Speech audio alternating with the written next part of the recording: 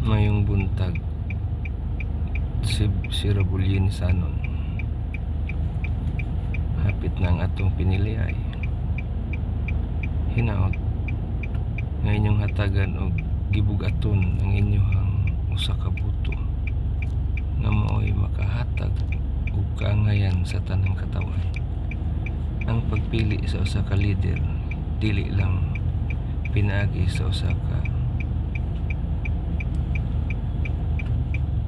profesyon, kundili ang pagdumala o ang pag-manage sa usa ka lungsod. Mura kag nagdala og pamilya og negosyo.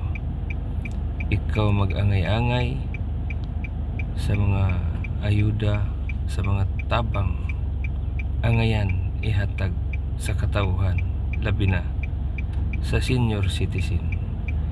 Dili lang unta away-awayan ug unsay budget sa atong mga senior citizen atong ihatag ug natay kaugalingong grasya nga i-share ngadto sa mga katawhan sa senior citizen atong kusang ihatag. Dili na to langanon ang budget sa mga katawhan kay kwarta kini buhis gikan sa tanang katawhan sa Sierra-Bulones.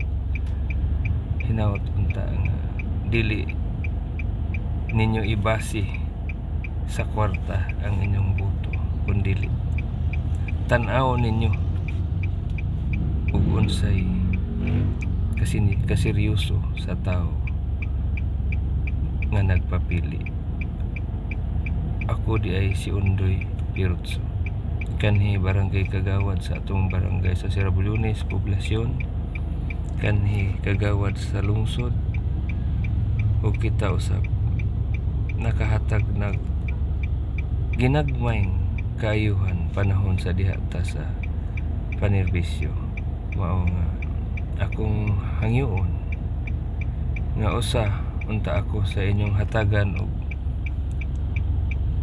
panahon sa pagtimbang ug angyan bang magdumala sa atong lungsod isip usa ka mayor karong Mayo 12. Ayaw ninyo kalimti, independent candidate pagka mayor ug sa atong mga senador tabangan nato ang linyada